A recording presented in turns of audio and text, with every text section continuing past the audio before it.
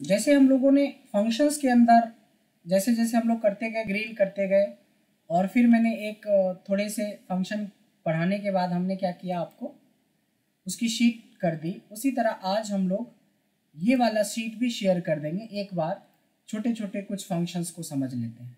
इसमें से ऑलरेडी हमने कस्टम लिस्ट, सीरियल नंबर बनाना, रैंडम डेटा क्रिएट करना, उसको पेस्ट स्पेशल करना सीख लिया है। आज का फर्स्ट टॉपिक है fridge pens.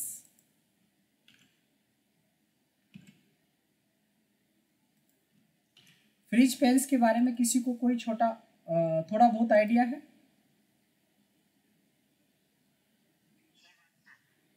No no no no, उसको फ्रिज पेंस नहीं बोलते।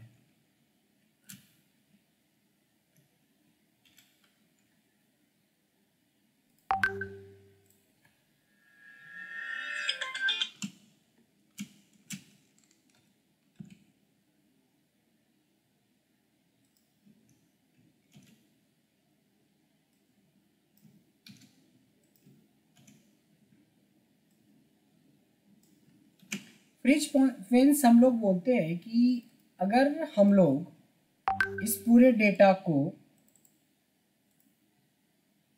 आप देखेंगे ना, तो फर्स्ट शुरू में 17 डेटा आपको दिख रहा है, लेकिन जैसे ही आप 17 के बाद 18 देखना चाहेंगे तो आपकी हेडिंग गायब हो जाती है। तो ये तो बहुत इंपॉर्टेंट है ना कि आगे जब मैं नीचे की तरफ डेटा मूव करूं तो पता तो चले कि ये नंबर क्या शो कर रहा है, ये वैल्यूज क्या शो कर रहा है, ये कैसी सिटी है, ये कैसा प्रोडक्ट है या क्या है ना। जैसे मैं 17th रिकॉर्ड के बाद नीचे जाता हूं तो इसको हम लोग बोलते हैं फ्रिज पेंस। तो फ्रिज पेंस में आपके पास चार ऑप्शंस होते हैं। सबसे पहले होता है आपका टॉप रो।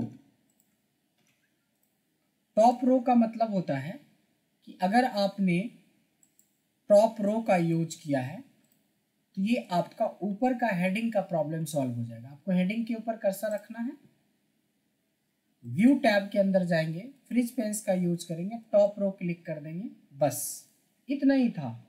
इतने से ही आपका देखिए नीचे, क्योंकि ये तो रोज आपको एक डेटा पे काम करना पड़ेगा और ये आपको पहले दिन नहीं पता है, तो हर बार ये जब तक आप डेटा पे काम करेंगे तब तक प्रॉब्लम रहेगा बना हुआ। सेम उसी तरीके से कई बार ये होता है कि हमें कुछ डेटा राइट साइड में डालना होता है। जैसे अगर मैं इधर से इधर जा रहा हूँ तो देखिए क्या हो रहा है, सारा डेटा एक एक करके मूव कर गया अंदर। अगर मैं चाहता हूँ कि सीरियल नंबर हमेशा सामने दिखता रहे कि किस सीरियल नंबर के सामने मैं कोई वैल्यू डाल रहा हूँ, तो व्यू में जाके आपको फर्स्ट कॉलम कर लेना है, दैट्स इट। देखिए नीचे वाला ऑप्शन ऑटोमेटिकली खत्म हो गया। इसके बदले में आप इधर जब क्लिक करेंगे तो सब चीज़ तो अंदर जाएगा, लेकिन सीरियल नंबर दिखता रहेगा कि भाई हम किस सीरियल नंबर के अगेंस्ट वैल्यूज डाल रहे हैं। या किसी की एम्प्लॉय आईडी अगर यहाँ पे होती शुरू में, तो एम्प्लॉय आईडी के हिसाब से हमें पता चल जाता है कि किस एम्प्लॉय का हमने इंफॉर्मेशन आगे डालना है। तीसरा होता है जिसको बोलते हैं अनफ्रेज करना, यानी कि ना तो ये रो पे काम कर रहा है अब ना ये कॉलम पे काम कर रहा है, क्योंकि जो दो ऑप्शन आपने लगाए उसको चाहो तो आप अनफ्रीज पेंस करके हटा सकते हो। एक लास्ट होता है जिसको बोलते हैं कस्टम, यानी कि रो एंड कॉलम। मान लो कि अगर मैं इस कर्सर को, ध्यान देना, इस कर्सर को अगर मैं येलो वाले सेल पे रखता हूँ या मैं एप्पल वाले सेल पे रखता हूँ, ये ब्लू वाले सेल पे रखता हूँ, तो अगर येलो वाले सेल का ये मतलब हुआ कि येलो से ऊपर और येलो से लेफ्ट को वो फ्रीज कर देंगे, इकट्ठा रो कॉलम दोनों चलेगा। पहले या तो रो चल रहा था या तो कॉलम चल रहा था, अब इकट्ठा दोनों चलेगा। कैसे?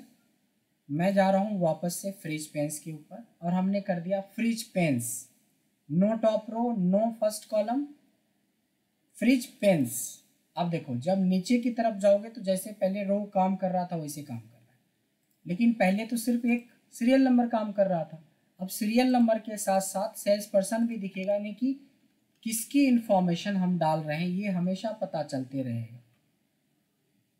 अगर हमने कर्सर को एप्पल पे रखा, पहले से जो भी चीज़ें हैं उसको अनफ्रीज कर दीजिए और दोबारा इसको फ्रीज कर दीजिए।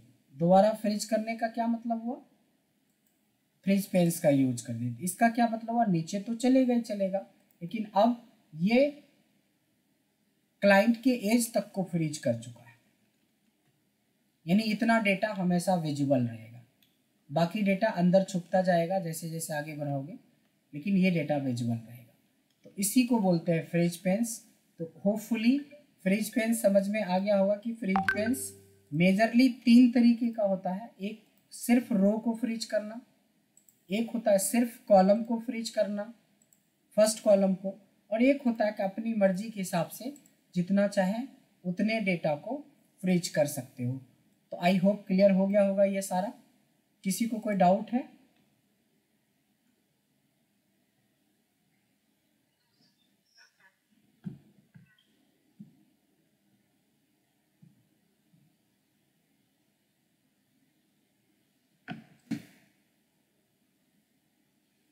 तो हमें ना तो रो वाइज कोई डाउट है, ना हमें कॉलम वाइज कोई डाउट है, ना ही कस्टमाइज करके हम लोग। अब क्या है, इसको हम लोग फ्रीज पेन्स। अब देखो क्या होता है ना कि ये चीज़ें बहुत इंपॉर्टेंट है। बेशक ये बहुत बेसिक बात हो, बट बहुत लोगों को नहीं पता होता है, या यूँ समझ लें कि रियल टाइम में जब काम करोगे तो ये हमारे लिए बहुत बड़ा चैलेंज होता है। अब जिनको नहीं पता बेचारे बार बार ऊपर जाएंगे, बार बार नीचे आएंगे, बार बार ऊपर जाएंगे, हर एक 16-17 रिकॉर्ड के बाद उसको देखना पड़ेगा कि ऊपर में क्या डाल रखा है, लेफ्ट में क्या डाल रखा है। वैसे क्या है कि हम फ्रीज पेन्स का ऐसे यूज कर सकते हैं। तो आई होप कि ये फ्रीज पेन्स क्लियर हो गया सबको। गुड। कल हमने बात किया था तो फ्लैश फिल के बारे में बताया था कि जिसके पास लेटेस्ट वर्जन होगा उनको फ्लैश फिल का ऑप्शन होगा। कोई डाउट है? हमारी ऑलरेडी हो चुकी है। किसी को कोई डाउट है? नहीं है। कल हमने आपको टेक्स्ट टू कॉलम के बारे में बताया था। टेक्स्ट टू कॉलम के बारे में बताया था कि टेक्स्ट टू कॉलम कहाँ पे, डेटा टैब के अंदर होता है टेक्स्ट टू कॉलम। ये रहा। अच्छा, मैंने बताया था कि होम टैब में भी फ्लैश फिल होता है, फिल के अंदर, या डेटा टैब में भी होता है। तो फ्लैश फिल 2 जगह है, तो दोनों जगह आपने यूज किया था कल। यानी हम लोग उसी को अभी ग्रीन कर रहे हैं जो हमने कर लिया है या अभी कर रहे हैं।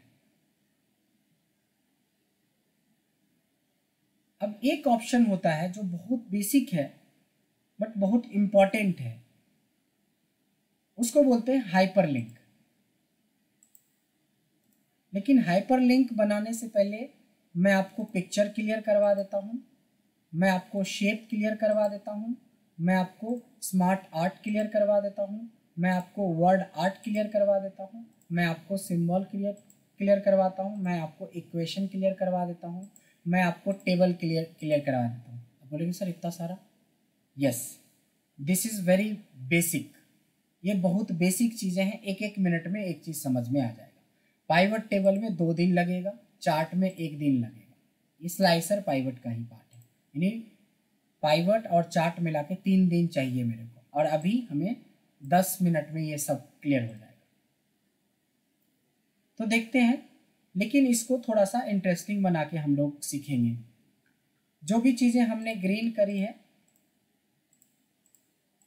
इन सबको क्या करते हैं, कॉपी कर लेते हैं और अपने वाले एक सीट पे हमने यहाँ पे बना दिया है। और हो सके तो इसका नाम लगा दीजिए टॉपिक। आज का ये टॉपिक है हमारा जो हम लोग कवर अप करने वाले हैं। इस टॉपिक में से जितने भी टॉपिक हैं सबके नाम से एक शीट बना देते हैं। मैंने टेबल है, टेबल के नाम से एक शीट बना देता हूँ।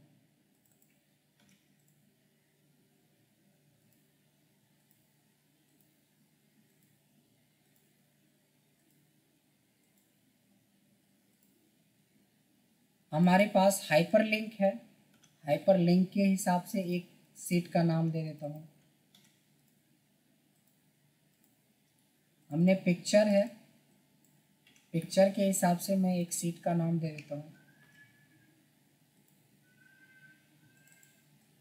शेप, शेप के हिसाब से मैं एक सीट बना देता हूँ।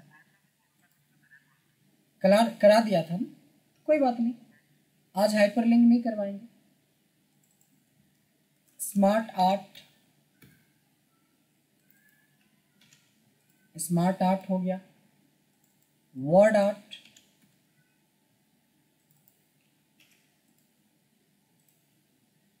सिंबल,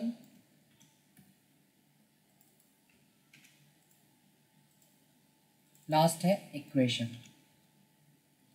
चूंकि हमने कल हाइपरलिंक करवा दिया था तो हाइपरलिंक वाले सीट पे लिख देते हैं डन। लेकिन मैं चाहूंगा हाइपरलिंक के बारे में दर्शना आप बताएं कि क्या होता है हाइपरलिंक।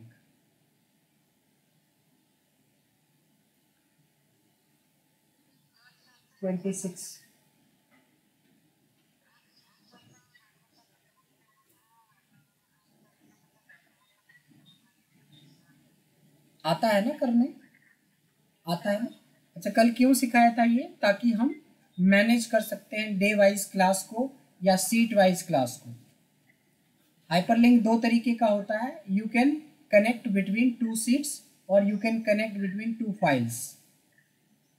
ठीक है, अब देखिए जो टॉपिक्स बचे हैं वो टॉपिक बहुत आसान है। एक होता है टेबल। टेबल का ये मतलब होता है कि जब भी कभी आप, दो सिनेरियो होता है, या तो इस तरह का, मान लो कि इस तरह का कोई डेटा आपको बना के देगा या आप खुद बनाओगे। दो बातें हो सकती है कि इस तरह का डेटा कोई बना के देगा। तो पहला होता है कि डेटा जब आप एसक्यूएल से या किसी और सोर्स से, ईआरपी वगैरह से उठाते तो वहाँ फॉर्मेटिंग नहीं होती है, कुछ ऐसा रहेगा डेटा। अब ऐसा डेटा मिलेगा आपको। अब इस डेटा को हमें थोड़े फॉर्मेट करना पड़ता है तो थोड़ा टाइम ज़्यादा लगता है।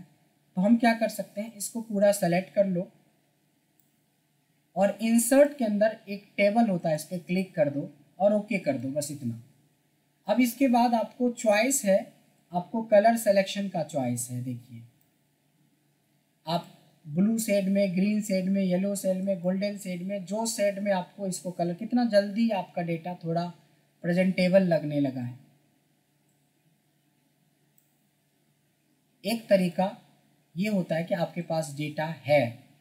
दूसरा तरीका ये भी तो हो सकता है कि आप डेटा बनाने जा रहे हो, तो बनाने जा रहे हो तो भी कर सकते हो। इंसर्ट में जाके टेबल पे क्लिक कर दो तो टेबल बन जाएगा।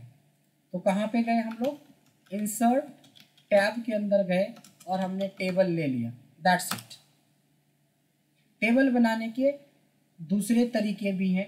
रेंज को सेलेक्ट करो, कंट्रोल टी होता है इसका short form, CTRL plus T कर दोगे तो भी टेबल बन जाता है।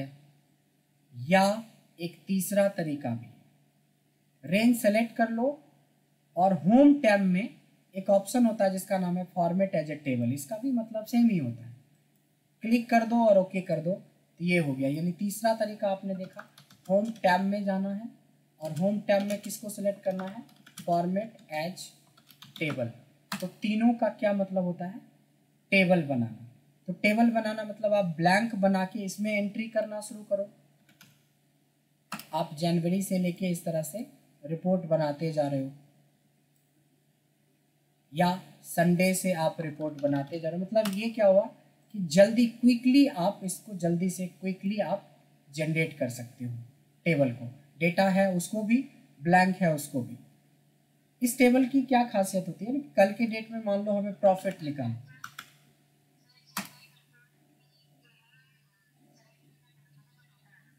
जितना रेंज आपको चाहिए वो डेटा सेलेक्ट करने के बाद ही कंट्रोल टी करेगी ना। अब जैसे हमें एक प्रॉफिट, एक मिनट होल्ड कीजिए तब फिर पूछिए। एक प्रॉफिट मान लो एक कॉलम बनाना था मेरे को, अब देखो इस प्रॉफिट को जैसे ही मैं यहाँ पे लिखता हूँ तो इस टेबल का खासियत होता है कि ऑटोमेटिकली ये फॉर्मेटिंग भी उसी हिसाब से कर देता है। अगर हमने फॉर्मूला लगाया कि प्रॉफिट का मतलब सेल्स माइनस कॉस्ट होता है तो अपने आप सब में बिना ड्रैग किए हुए पुट कर देता है। ये सब टेबल का खासियत है जो टेबल आप बोल रहे हैं। अगर अभी हमारा जैन फेब मार्च तक का डेटा है, जून आ गया है, अगले महीने में जुलाई आ जाएगा, जुलाई जैसे टाइप करेंगे ऑटोमेटिकली फॉर्मेटिंग कर देता है। कल की डेट में आपका इतना डेटा बना, एक नया डेटा आया 9266672821 के नाम से, ऑटोमेटिकली देखिए फॉर्मेटिंग इसने बना दिया है। यानी इस टेबल का ये फायदा है। इंसर्ट टेबल का मतलब होता है कि एक रेंज सेलेक्ट कर लो और कंट्रोल टी करो। सेलेक्ट रेंज, टेबल ही तो बनाना है तो रेंज तो सेलेक्ट करना पड़ेगा ना। सेलेक्ट कर लिया और कंट्रोल टी दबा देंगे, ओके कर देंगे।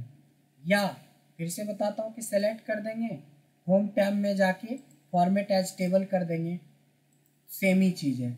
या सेलेक्ट कर लेंगे और हम लोग टेबल में इंसर्ट में जाके टेबल कर देंगे। ये तीनों तरीका का मतलब होता है टेबल बनाना।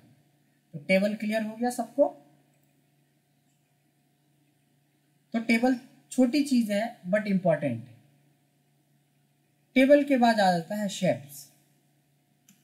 देखो शेप्स का यूज वैसे प्रैक्टिकली एक्सेल के अंदर बहुत कम होते हैं, लेकिन कभी कभी हमें ज़रूरत पड़ जाती है। अब जैसे हमें एक शेप्स की ज़रूरत है, रेक्टेंगल, राउंडेड रेक्टेंगल, तो कम से कम पता तो हो कि एक्सेल में होता है, वर्ड में तो होता है, सबको पता है। हमें एक राउंड शेप चाहिए, एक राउंड शेप लगा दिया। हमें एक एरो चाहिए, हमने एक एरो लगा दिया। मतलब ये सब चीज़ होता है शेप्स के अंदर।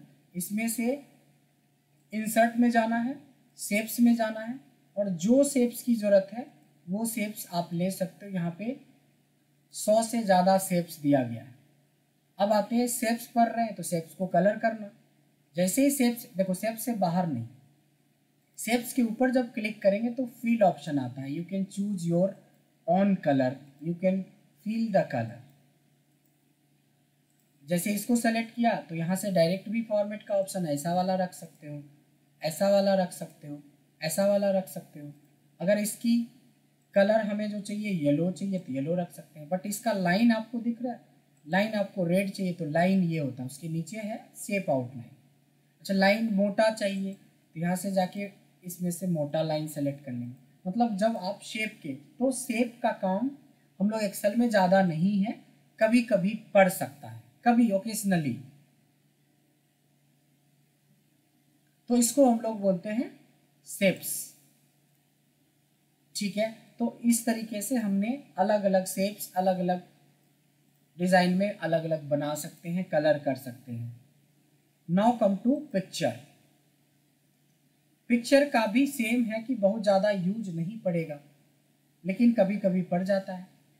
अब जैसे हमें एक रिपोर्ट बनाना है, मान लो ये हमारे जितने भी एम्प्लॉय है उसका फ़ोटो आ जाए और उसकी पूरी इन्फॉर्मेशन यहाँ पे आ जाए, फ़ोटो आ जाए पूरी इन्फॉर्मेशन, तो फ़ोटो तो चाहिए मेरे को।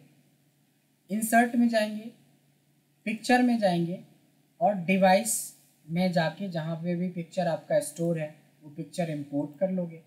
अब ये पिक्चर के साथ क्या क्या प्रॉब्लम है कि पिक्चर हमें चाहिए छोटा सा और ये आ गया बहुत बड़ा सा। तो पहले तो इसको छोटा बड़ा करने का तरीका नॉर्मल है, यहाँ से सेलेक्ट करके जितना छोटा चाहे बना सकते हैं। दूसरा देखिए यहाँ पे कंट्रोल होता है, अगर मैंने 14 को यहाँ 5 कर दिया तो ऑटोमेटिकली बहुत छोटा हो जाएगा और उसी रेशियो में उसकी हाइट भी कम या ज़्यादा हो जाएगी। यानी कि एक अगर फ़ोटो हमें चाहिए होगा तो हम लोग डायरेक्ट इस तरीके से, मान लो कि हमने एक फ़ोटो इंसर्ट किया और इसके बारे में जो भी लिखना है, इसका नेम क्या है, डिपार्टमेंट क्या है, ईमेल आईडी क्या है, मोबाइल नंबर क्या है, तो along with the photo we can save records. हो सकता है कि हमें ज़रूरत पड़े एम्प्लॉय वाइज की, हर एक एम्प्लॉय का फ़ोटो चाहिए और सारी एक मेन बेसिक इन्फॉर्मेशन में name, number, email ID, department, date of joining, ये सब में चाहिए। तो हमें तो ऐसे करके फ़ोटो लाने पड़ेंगे। कहाँ से आएगा? इंसर्ट, पिक्चर, जहाँ पे भी पिक्चर हो। अब पिक्चर जैसे आया और मान लो कि हमें डाउनलोड्स में पिक्चर पड़ा हुआ होगा। अब इसमें से देखते हैं कि मान लो कि कोई एक पिक्चर, बहुत सारा पिक्चर है, ये वाला पिक्चर मैं अपना ही पिक्चर निकाल दिया।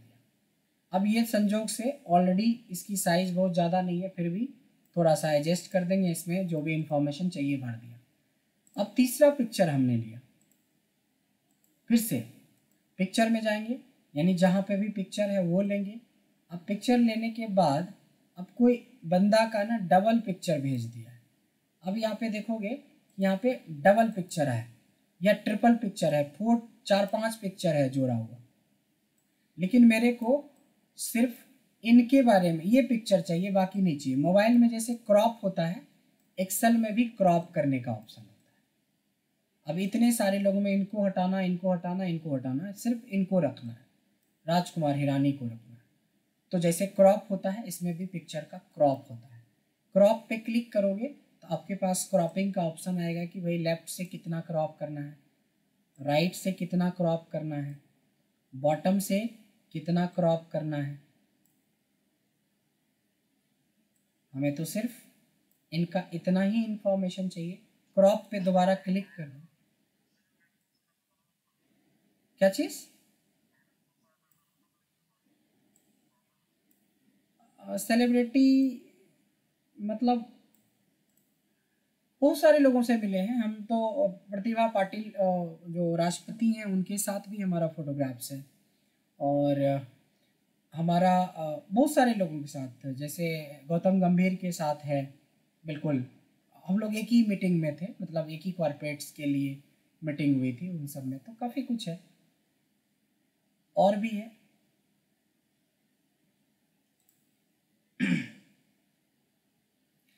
इस तरीके से आपने क्या देखा कि मल्टीपल पिक्चर में से हमें सिर्फ जो ज़रूरत की पिक्चर है उसको निकालना। तो पिक्चर जब शुरू किया आपने, तो पिक्चर में क्या क्या चीज़ें आई?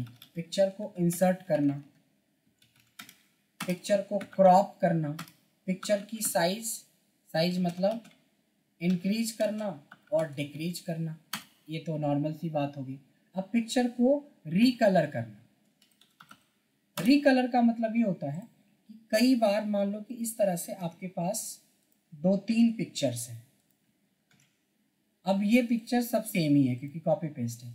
अगर आप चाहो तो इस पिक्चर को सेलेक्ट करो, फॉर्मेट में जाओ, एक होता है रीकलर, जिसको कलर करेक्शन या कलर, ये 2 ऑप्शन है आपको रीकलर करने का। करेक्शंस में जाके देखो, इनको थोड़ा गोरा बना दिया, मतलब थोड़ी लाइटिंग कर दी तो थोड़ा गोरा हो गया। इस पिक्चर को हमें ब्लैक एंड वाइट बनाना है, तो कलर में जाके ये ब्लैक एंड वाइट बनाने का ऑप्शन है। तो ये सब कुछ तो हम कर ही सकते हैं पिक्चर में।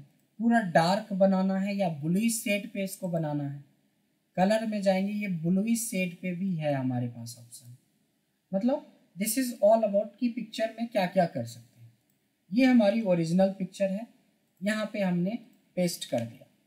इस पिक्चर के अंदर आप अगर चाहते हो तो फॉर्मेट पे क्लिक करना और यहाँ से बॉर्डर्स लगा सकते हो। काफ़ी खूबसूरत कुछ बॉर्डर आपको देखने को मिल जाएगा। ये देखिए, फॉर्मेट में जाके ये बॉर्डर का यूज कर लो, ये तो फोटो फ्रेम की तरह बॉर्डर लग जाता है। इंसर्ट में ये पिक्चर है और इसको हमें कहाँ जाना है, फॉर्मेट में। इस तरह का राउंडेड शेप में या शेड शेप में कई तरह के फ्रेम्स स्टाइल है, वो सब यूज कर सकते हो। तो ये पिक्चर में रीकलर करना, उसका फ्रेम बनाना, यानी कि स्टाइल चेंज करना, इसको स्टाइल बोलते हैं, पिक्चर स्टाइल बोलते हैं कि किस स्टाइल में आप पिक्चर को रख सकते। और पिक्चर के साथ क्या करना है, बस इतना ही। अब फोटोशॉप थोड़ी है कि मैं बोलूँगा कि यहाँ पे तिल का निशान है तो उसको भी हटा दो। वो सब काम फोटोशॉप के अंदर होता है, कोरल ड्रॉ के अंदर होता है, तो वो चीज़ें हम लोग नहीं पढ़ रहे हैं। हम लोग नॉर्मली एक प्रोफेशनल रिपोर्ट बनाएंगे तो एक पिक्चर में पिक्चर को छोटा करना, बड़ा करना, रिकलर करना, अगर कोई पिक्चर साफ नहीं है तो उसको थोड़ा सा रिकलर करके देखेंगे यहाँ से कि कोई हमें मिल जाए कलर। इस तरह का काम करने के लिए होता है। क्रॉप करना मैंने बताया कि क्रॉप करके डिफरेंस, तो ये सारा काम हम लोग मेजरली पिक्चर में करेंगे। आई होप पिक्चर समझ में आ गया होगा, शेप समझ में आ गया, पिक्चर समझ में आ गया। जब आपको शेप समझ में आ गया तो शेप में फिर वापस चलते हैं। शेप्स में क्या होता है कि जो शेप्स हमने ली है, देखो जब हम पिक्चर लेते हैं और पिक्चर से बाहर क्लिक करेंगे तो कुछ नहीं। जब पिक्चर पे क्लिक करते हैं तो पिक्चर टूल खुलता है और उसकी फॉर्मेट्स में ये सब फैसिलिटी मिलती है। उसी तरीके से जब आप शेप्स में जाओगे तो शेप्स पे क्लिक करोगे तो देखो ड्राइंग टूल मिलता है, उसकी भी फॉर्मेट है। तो इसमें कलर करना, अब इसमें कलर करने के टेक्सचर इसके अंदर डाल सकते हो। इस शेप्स के अंदर आप चाहो तो इसके अंदर ग्रेडियंट कलर, ग्रेडियंट मतलब 2 कलर का इफेक्ट टाइप से डाल सकते हो।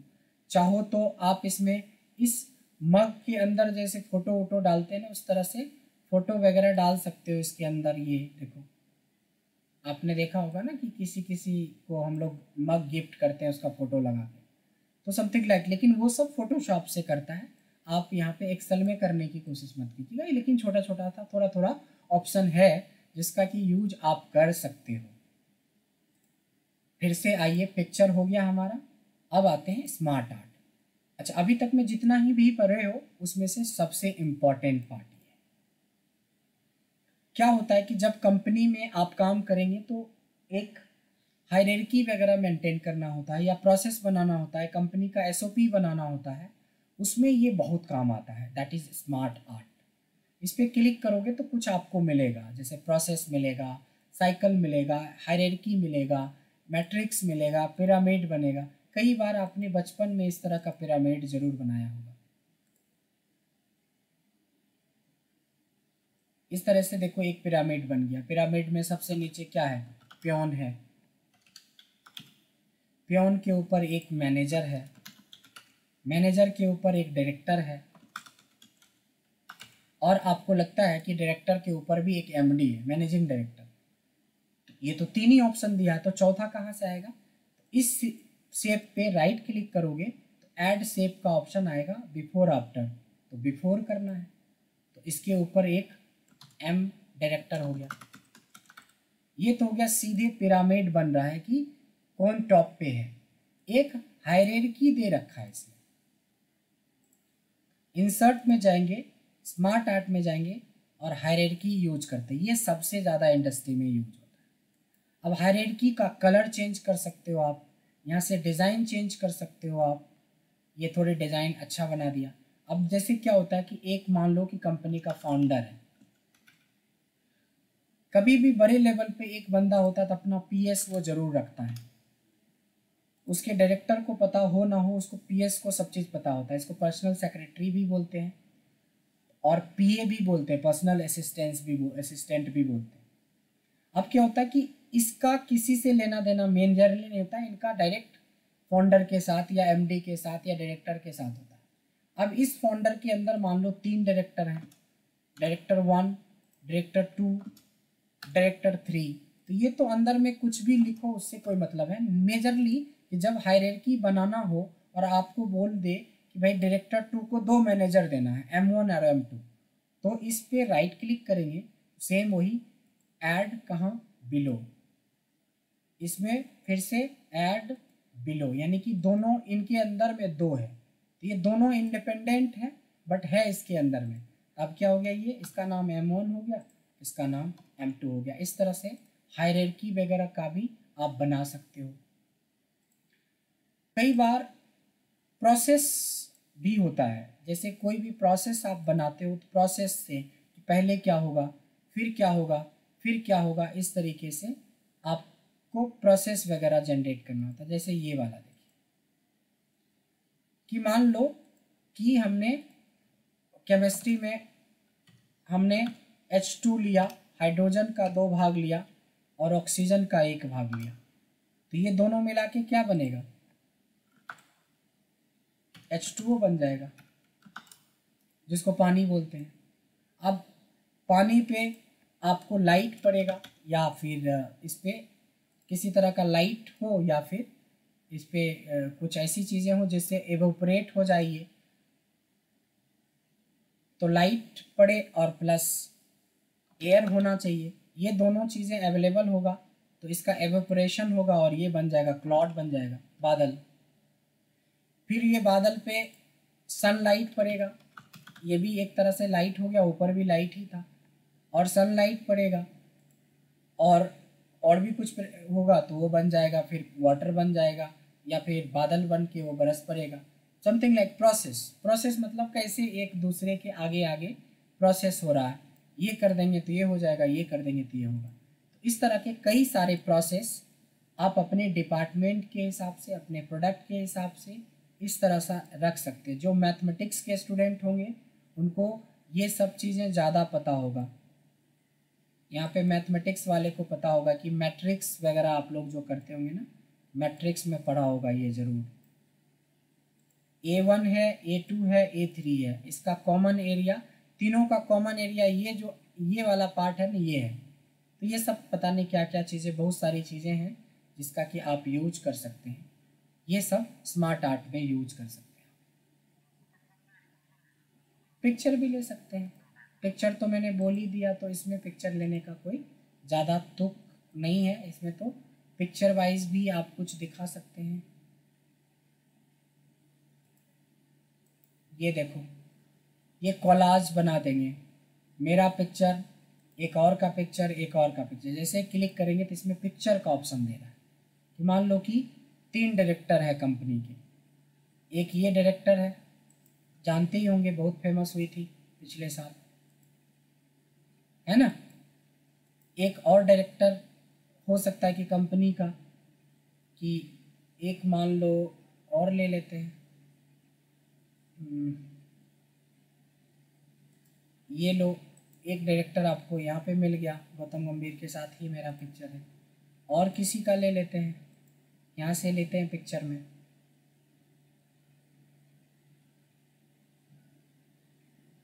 अब यहाँ पे भी मेरा ही पिक्चर है, यहाँ से देख लो। इसमें मैंने NDM कॉलेज में एक जजमेंट में मैं था,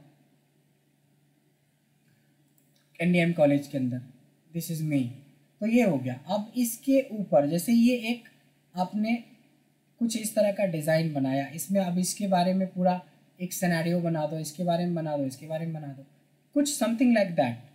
इस तरह का स्मार्ट आर्ट का यूज कर सकते हो। वर्ड आर्ट बहुत आसान है कि मान लो इस एरिया में आपने कोई टेबल बनाया या कोई रिपोर्ट्स बनाई है, डेटा है, इसके ऊपर आपको एक हेडिंग लिखना है, तो आप चाहो तो यहाँ पे इंसर्ट में आपने देखा होगा वर्ड आर्ट, ये माइक्रोसॉफ्ट वर्ड में लोग ज़्यादा यूज करते हैं, बट एक्सेल में भी है। जैसे sales analysis for the for 2020 करके एक हेडिंग बना दी, इस हेडिंग को ऊपर में एडजस्ट कर दिया। इसके अंदर अगर कलर डालना है तो कलर डाल दो, इसका टेक्स्ट का कलर अगर चेंज करना है तो टेक्स्ट का कलर चेंज कर सकते हो। अब क्या होता है कि हेडिंग अप्रोप्रिएट नहीं लग रहा है तो इसमें ऑप्शन होता है कि आप एक साइड से बराबर कर दो, दूसरी साइड से ड्रैग कर दो। मतलब ये जस्ट एक्सटर्नल पार्ट है, ये हमारे टेबल का पार्ट नहीं है, लेकिन एक अच्छा हेडिंग बन गया। इसका टेक्स्ट चेंज करना है तो टेक्स्ट का चेंज कर सकते हो कलर, कुछ अच्छा सा लुक एंड फील देने के लिए आप बना सकते हो। फिर आती है सिंबल की बारी। हमें कई ऐसे सिंबल्स की ज़रूरत पड़ेगी आगे इन फ्यूचर में जब आप एक्सेल करेंगे।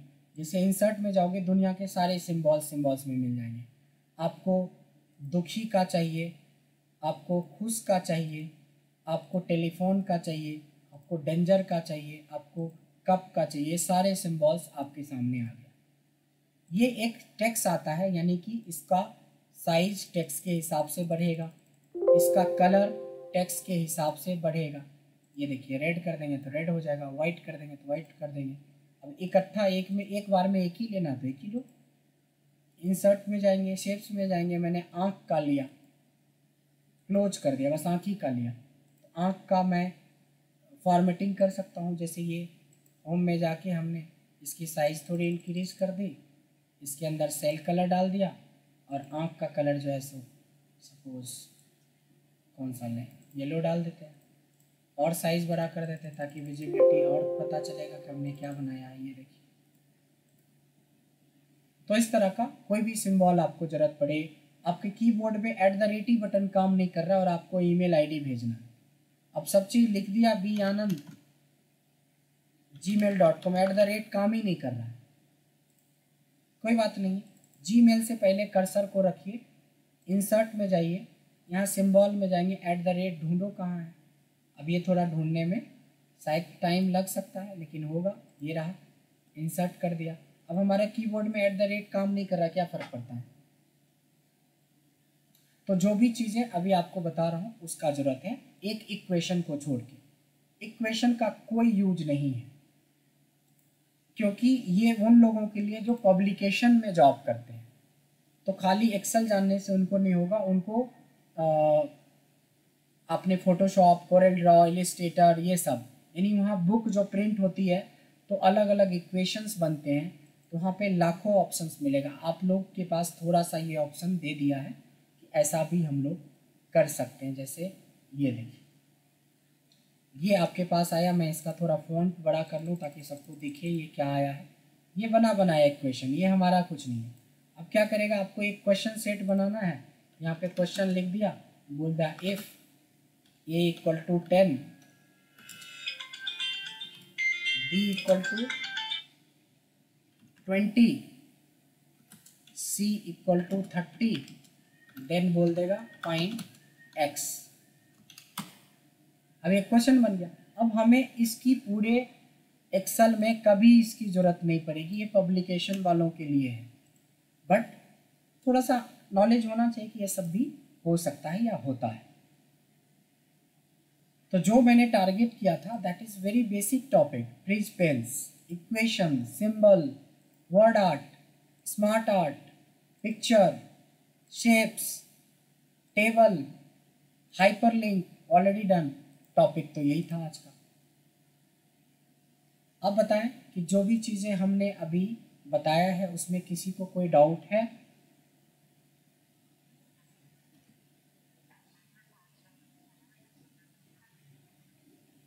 फ्रिज पेन्स में कस्टम वाला, सबसे पहले मैं जा रहा हूँ फ्रिज पेन्स। हमें ये पता होना चाहिए कि व्यू टैब का पार्ट है, और यहाँ से मैंने मान लो कि हटा दिया। अब आपकी रिक्वायरमेंट मान लो ऐसा है कि सर शुरू का 3 डेटा तो हमें दिखना ही दिखना चाहिए। ध्यान देना, आपने बोला सर शुरू का 3 रिकॉर्ड दिखना ही दिखना चाहिए, अलॉन्ग विथ हेडिंग भी, यानी कि हेडिंग प्लस 3 रिकॉर्ड। और लेफ्ट के तरफ से मेरे को नाम भी दिखना चाहिए, ईमेल भी दिखना चाहिए और फ़ोन नंबर भी। तो कर्सर को देखो मैं कलर कर रहा हूँ, यहाँ पे रखोगे आप कर्सर। इसका मतलब हुआ यहाँ से ऊपर और यहाँ से लेफ्ट को ये फ्रीज कर देगा। यहाँ रखेंगे कर्सर, व्यू में जाएंगे और फ्रीज पेन्स यूज करेंगे। No top row, no first column, यानी कि इतने से ऊपर को फ्रीज कर दिया, और यहाँ पे रखा है तो यहाँ से लेफ्ट वाले को फ्रीज कर दिया। आई होप समझ में आ गया होगा। तो हमने एक एक चीज़ें देखा कि कैसे होता है। एक टॉपिक छोटा सा और ले रहे हैं, इस टॉपिक का नाम है फॉर्मेटिंग, और इसमें से 90% चीज़ आपको आती भी होगी। इट माइट बी कि आपको 90% चीज़ आती भी होगी, बट फिर भी हम लोग सीखते हैं कि फॉर्मेटिंग क्या है।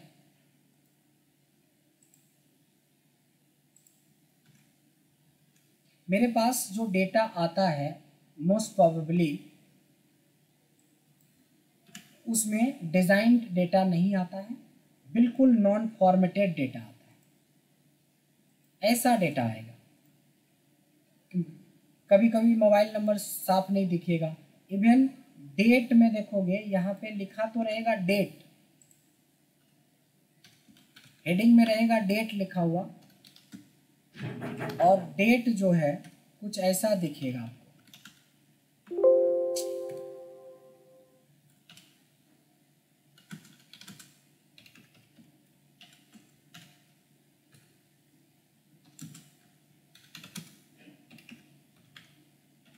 ऐसा डेटा आएगा, उसमें बिल्कुल नॉन फॉर्मेटेड होगा, ऊपर हेडिंग डेट है नीचे लेकिन आपको सिर्फ नंबर शो करेगा, ऐसा डेटा आएगा।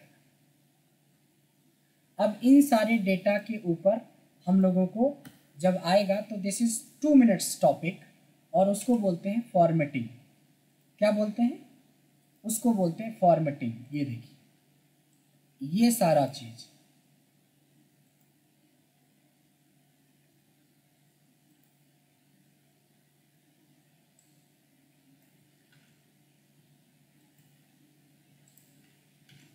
ये ग्रीन हो गया, इसका मतलब ये तो अभी तुरंत कवर अप करने वाले हैं। ये पार्ट हम लोगों को कवर अप करना है।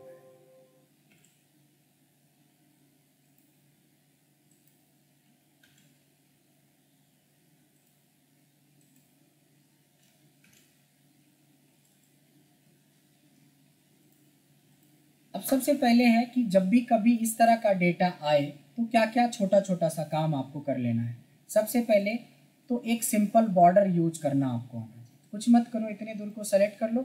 ये होम टैब का सारा पार्ट है, ये सामने ही होता है, लेकिन आपको आना चाहिए। और मैंने क्या बोला, इसमें से 80% चीज़ आपको आती भी होगी। इसको बॉर्डर बोलते हैं।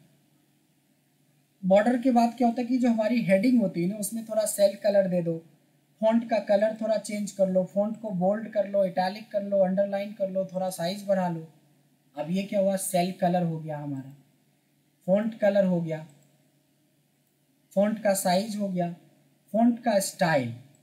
अब क्या होता है कि मान लो ये फॉन्ट आपको उतना अच्छा नहीं लग रहा है, जिसका नाम कैलिबरी है। If you want to choose some other font, ये देखो जैसे जैसे मैं चेंज कर रहा हूँ एक अलग फॉन्ट आपको दिख रहा होगा, पहले जैसा नहीं लग रहा है। इसका चूंकि फॉन्ट भी अलग है, तो ये फॉन्ट स्टाइल या फॉन्ट टाइप बोलते हैं। अब आती है अलाइनमेंट, ये सब आपको पता होगा। अलाइनमेंट कहता है कि आप डेटा को सेंटर में रखना चाहते हो, लेफ्ट में रखना चाहते हो, राइट में रखना चाहते हो, कहाँ रखना चाहते हो। मैं सेंटर में रखना चाहता हूँ। फिर आता है थिक बॉर्डर। थिक बॉर्डर का होता है कि मतलब हम जब पूरा अलाइनमेंट कर लें सब चीज़, तो अंदर तो बॉर्डर लगा ही है, एक बॉर्डर में थिक बॉर्डर यूज करने से थोड़ा आउटलाइन आ जाता है बॉर्डर में, तो थोड़ा लुक एंड फील अच्छा आता है। अब आती है आपको बोल्ड, इटैलिक, अंडरलाइन। ये भी खूब यूज किया होगा। आपको बोला गया कि सारे प्रोडक्ट का जो है उसको बोल्ड कर दो, तो बी फॉर बोल्ड हो गया। सारे जो सिटी है उसको इटैलिक कर लो, जितने भी प्राइस लिस्ट है उसको अंडरलाइन कर लो। तो ये सब तो बच्चों वाला चीज़ें आप कर ही रहे होंगे। अब आती है मर्ज एंड सेंटर, ये इंपॉर्टेंट है। मर्ज एंड सेंटर किस लिए यूज होता है कि अभी हमने आपको वर्ड आर्ट के अंदर बताया था कि अगर मेरा कोई टेबल या रिपोर्ट है तो इसके ऊपर आप चाहो तो वर्ड आर्ट यूज कर सकते हो। लेकिन एक और ऑप्शन है कि इतने दूर को कुछ सेल को सेलेक्ट कर लो और मर्ज एंड सेंटर कर दो। इसमें कोई कलर भर दो अपने मन के हिसाब से, कोई टेक्स्ट का कलर चूज कर लो अपने हिसाब से। और यहाँ पे आप कुछ हेडिंग बना सकते हो, सेल्स एनालिसिस फॉर 2021। इसको फिर से अब आता है, इसको बड़ा करना, इसको छोटा करना, इसको कलर चेंज करना, इसको बोल्ड करना, इसको इटैलिक करना। अब देखिए ये अलाइनमेंट तो आपको पता है, एक होता है हॉरिजॉन्टल अलाइनमेंट और एक होता है वर्टिकल अलाइनमेंट। देखो अभी बेस पे है, अगर सेंटर कर दोगे तो ये सेंटर पे आ जाएगा। साइज आप चाहो तो और बढ़ा सकते हो। इसको बोलते हैं मर्ज एंड सेंटर। अब आता है टेक्स्ट ओरिएंटेशन। टेक्स्ट ओरिएंटेशन क्या होता है कि देखिए टेक्स्ट ओरिएंटेशन फिर नया है कि सपोज मैंने यहाँ से यहाँ तक को सेलेक्ट कर लिया और इसको मर्ज कर दिया, और इसमें मैंने लिखा this report is created by 5 PM team. ऐसा हम लिखना चाहते हैं कि ये रिपोर्ट 5 PM टीम ने बनाया। अब इसका हेडिंग देखने के लिए हमें इतने दूर तक खींचना पड़ेगा, तो ये तो बिल्कुल यूजलेस अनलेस लग रहा है। आपको कुछ नहीं करना है, बिल्कुल पतला सा ही जगह चाहिए। इस सेल को सेलेक्ट करेंगे, होम टैब में ही ये है टेक्स्ट ओरिएंटेशन। यहाँ से क्लिक करके ऐसा सेलेक्ट कर लो, इसकी साइज बढ़ा लो, इसको सेंटर कर लो, इसमें कोई कलर डालना चाहते हो डाल दो, इसका फॉन्ट कलर चेंज कर, देखो लुक एंड फील आपको आ गया। सब चीज़ ठीक हो गया। अब आती है डेट की बारी। अब डेट, ऊपर हेडिंग तो डेट लिख रखा है, लेकिन ऐसा डेटा है तो आपको पता ही है, आपको पता ही है कि यहाँ पे आपको क्या करना है। एक second. Hi Prashant, just I am giving you link in 2 minutes। Yes yes, just I just send you. तो इसको सेलेक्ट किया हमने और इसको कर दिया हमने, क्या कर दिया, यहाँ पे जाके आपको बताया था कि डेट में चेंज करते, डेट में चेंज कर दो ताकि ये प्रॉपरली हो जाए। कई बार ये आपकी सेल में पूरा नहीं आता तो इसको थोड़ा सेल को एडजस्ट कर दो ताकि ये साफ साफ दिखना चाहिए, ओवरलैप नहीं करना। देखिए क्लाइंट का एज नहीं दिख रहा है, मोबाइल नंबर का ये हेडिंग समझ में नहीं आ रहा कि क्या लिखा हुआ है, ये देखिए ये नहीं समझ में आ रहा है, इसको पूरा खोल देंगे। इसका भी तरीका होता है कि इकट्ठा सेलेक्ट करो, डबल क्लिक कर दो, अपने आप एडजस्ट हो जाता है जिसको ज़्यादा या कम चाहिए। ये डेट फॉर्मेट भी समझ में आ गया। इंसर्ट रो और insert column, delete row delete column, ये तो आपको समझ में आ ही गया होगा। अगर इस बीच में मेरे को एक रो की ज़रूरत पड़ेगी या एक कॉलम की तो कॉलम इंसर्ट कर सकते हैं, नहीं है ज़रूरत तो डिलीट कर लो। इसी तरह से रो बढ़ाना है तो इंसर्ट कर लो और नहीं बढ़ाना है तो राइट क्लिक करके डिलीट कर लो।